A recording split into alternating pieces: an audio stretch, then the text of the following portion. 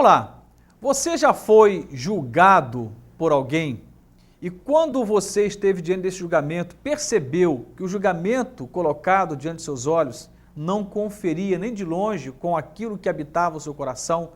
Você olhando para aquela pessoa tendo que se calar pelas circunstâncias, mas olhando para ela dizendo assim, ela não faz a mínima ideia do que se passa aqui dentro. Essa pessoa não tem noção do que está se passando dentro de mim.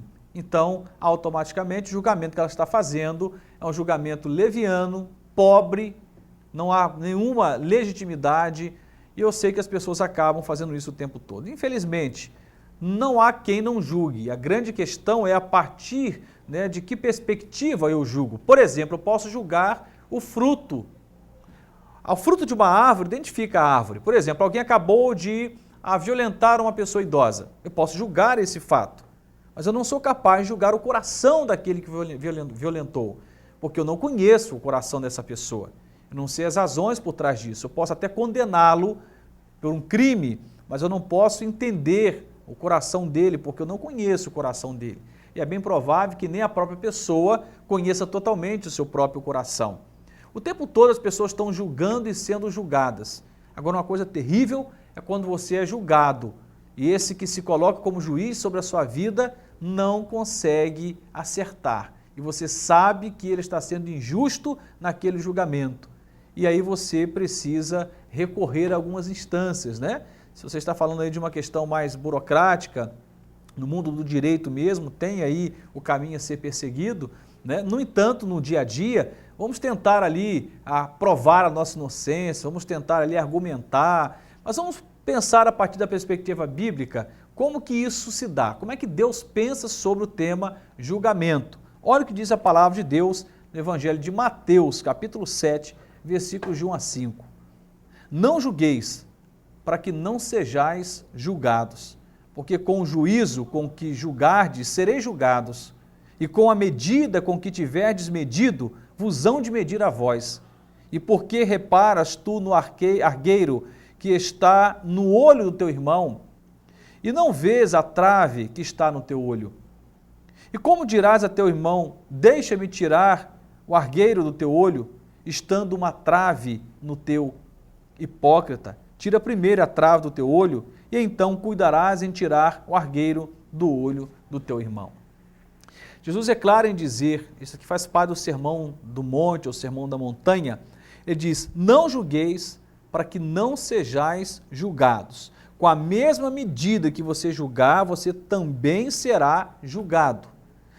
Eu sei que é tranquilo quando você está do lado de cá e ocupa o lugar então do juiz, e olhando para uma situação, uma pessoa, uma cena, você emite o julgamento. Mas é doído, machuca profundamente quando você é réu numa situação dessa, e que você está inocente numa situação e é julgado por esta pessoa, né, ou por um grupo de pessoas, ou por uma instituição, e que esses que julgam a sua vida não conhecem nem de longe o íntimo da sua alma. A Bíblia diz que é muito comum nós enxergarmos uma trave, enxergarmos um cisco no olho do outro e não enxergarmos uma trave nos nossos próprios olhos. É muito comum enxergarmos pequenos delitos, pequenos defeitos, deslizes, erros na vida alheia, mas não somos capazes de enxergar pecados e erros gigantes na nossa própria vida. É infeliz aquele que se coloca no lugar de juiz, porque só Deus pode julgar. Só Deus pode julgar, porque só Deus conhece o coração. É o que diz lá em 1 Samuel, capítulo 16, verso 7. Porém o Senhor disse a Samuel, não atentes para a sua aparência, nem para a sua altura, porque o rejeitei. Porque o Senhor não vê como vê o homem vê o exterior, porém o Senhor o coração. As pessoas julgam simplesmente por aquilo que elas veem ou ouvem, ou seja, pelos seus sentidos, mas não conseguem alcançar o coração.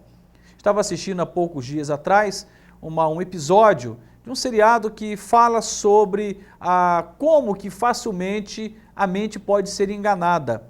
E como que a propaganda, o marketing se utilizam de alguns artifícios, de fragilidades da mente humana para vender os seus produtos.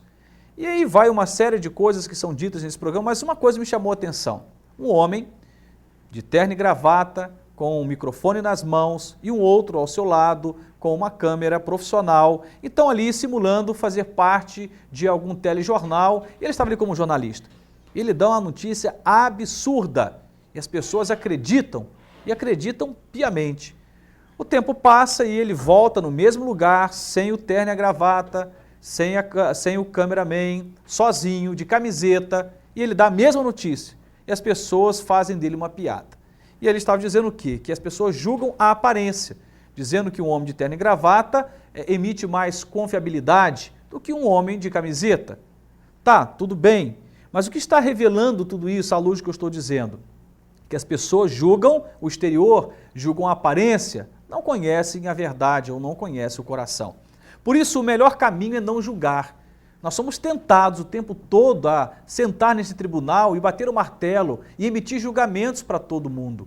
Que tal começar a julgar a si mesmo? Que tal começar a enxergar os próprios erros?